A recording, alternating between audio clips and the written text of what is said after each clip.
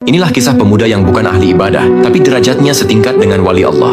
Pada sekitar abad ke-5 Hijriah, di sebuah wilayah bernama Kharakan, wilayah Persia, pernah hidup seorang waliullah bernama Syekh Abu Hasan Al-Kharqani. Pada suatu hari, seorang muridnya bertanya kepadanya, "Wahai Syekh, di tengah banyaknya ahli ibadah dan ulama besar di kota ini, siapakah sebenarnya sosok yang paling mulia kedudukannya di sisi Allah saat ini?" Sang murid mengira gurunya akan menyebut nama seorang ulama besar atau ahli ibadah yang jidatnya hitam karena sujud. Syekh menjawab, "Ikutlah denganku." "Kita ke masjid besar, Guru." tanya sang murid sembari bergegas menyusul. "Tidak, kita ke pasar." Mereka bergegas berjalan menuju pasar. Tiba di sudut pasar, sang guru menunjuk seorang pemuda yang pakaiannya penuh tambalan dan baunya tidak sedap karena pekerjaannya adalah membersihkan kotoran dan sampah pasar. Syekh menunjuk orang itu dan berkata, "Dialah orangnya." Sang murid terkejut. Ia masih tidak percaya bahwa seorang pembersih sampah bisa mengalahkan derajat para ahli ibadah. Saat waktu istirahat tiba, karena penasaran, sang murid membuntuti pemuda itu secara diam-diam dan masuk ke sebuah gubuk. Di dalam gubuk itu terdapat seorang wanita tua, ibunya yang buta, tuli, dan lumpuh. Dengan penuh keikhlasan, pemuda itu merawat ibunya, menyuapinya makanan dengan sangat perlahan, dan membisikkan kata-kata manis, meski ia tahu ibunya mungkin tidak mendengar dengan jelas. Setelah semua keperluan ibunya selesai, pemuda itu segera kembali ke pasar untuk melanjutkan pekerjaannya. Sementara di rumah, ibunya selalu berdoa, Ya Allah, anakku ini telah merelakan masa mudanya untukku yang hina ini. Ia membersihkan kotoranku setiap hari tanpa mengeluh. Maka angkatlah derajat anakku ini hingga ia setingkat dengan para walimu yang paling agung. Melihat itu semua, sang murid dadanya sesak dan haru. Murid kembali kepada Syekh dan menceritakan semuanya. Syekh tersenyum tipis dan berkata,